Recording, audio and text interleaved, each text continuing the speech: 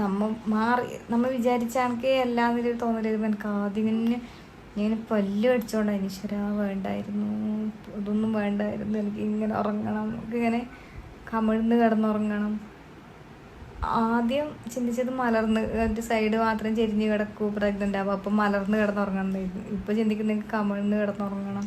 അത് നമ്മൾ വിചാരിച്ച പോലെ എല്ലാ എന്നൊരു തോന്നലായിരുന്നു എനിക്ക്. ഇവളോട് കുഞ്ഞിനോട് ഭയങ്കര ഒരു ദേഷ്യം എന്നല്ല, ഒരു ഇഷ്ടക്കുറവ്. അതായത് എന്ത് പറയേണ്ടതെന്ന് അറിയില്ല, എന്തോ ഒരു സാധനം. ഇപ്പോൾ അത് യൂസ്ഡ് ആയ സമയത്ത് ഇവളില്ലാണ്ട് കയ്യില്ല.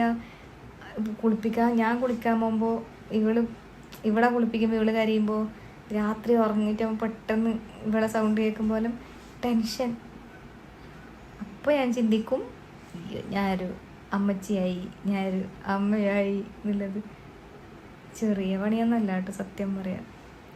നമുക്കിങ്ങനെ സഹായിക്കാൻ ആളുണ്ടായിട്ടും കൂടി നമുക്കൊന്നും നീങ്ങുന്നില്ല. അപ്പോൾ ഞാൻ ആലോചിക്കുന്നത് ഒന്നും സഹായിക്കാൻ ഇങ്ങനെ ആളില്ലാത്ത ആൾക്കാരുണ്ടാവും. അമ്മേനെ വേണം ശരിക്കും ആ സമയത്ത്. അപ്പോൾ അവരെല്ലാം അവസ്ഥ എന്തായിരിക്കും? ഞാനിങ്ങനെ എന്നെക്കൊണ്ട് പറ്റിയില്ല എന്ന് വിചാരിക്കുമ്പോൾ ഞാൻ അവരെ ആലോചിക്കും, എനിക്ക് ഇത്രയും ആൾക്കാരുടെ വട്ടത്തിലുണ്ട്. ഇപ്പോൾ നന്ദുണ്ട്, അങ്ങനെ. ഇപ്പോൾ ഞാൻ എൻ്റെ ഹസ്ബൻഡിൻ്റെ വീട്ടിലാണ്. അപ്പോൾ എനിക്ക് എൻ്റെ വീട്ടിലത്തെ അവസ്ഥ നിങ്ങൾക്ക് അറിയുമോയെന്നറിയില്ല. എൻ്റെ വീട്ടിലേക്ക് റോഡില്ല. എൻ്റെ വീട്ടിൽ വണ്ടികൾക്ക് വരാൻ ഭയങ്കര ബുദ്ധിമുട്ടാണ്. അപ്പോൾ അത്ര വേഗമൊന്നും എത്തുന്നില്ല. അപ്പോൾ ഞാൻ അവിടെ നിൽക്കുമ്പോൾ ഓരോ ദിവസം ടെൻഷൻ.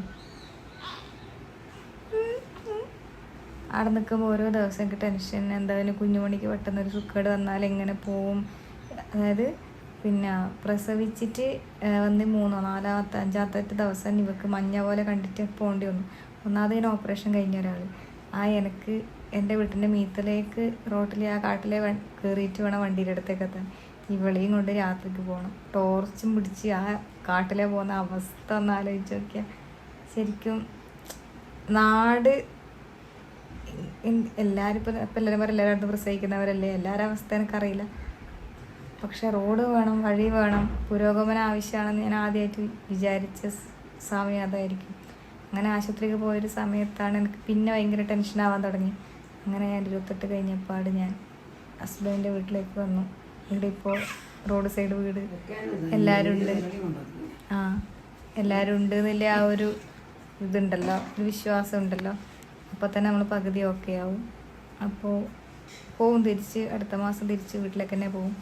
കാരണം അമ്മ നോക്കിയിരിക്കുക. അമ്മയുടെ അടുത്ത് നിന്ന് വന്നതല്ലേ, അപ്പോൾ അമ്മയുടെ അടുത്തേക്ക് ഇവിടെ കൊണ്ടുപോകണം. ഇതാണ് ദൂരത്തുനിന്ന് മംഗലം കഴിച്ചാലും ഇഷ്ടം. ബാക്കി വിശേഷം പിന്നെ പറയാം. ഇവിടെ എണീച്ചു.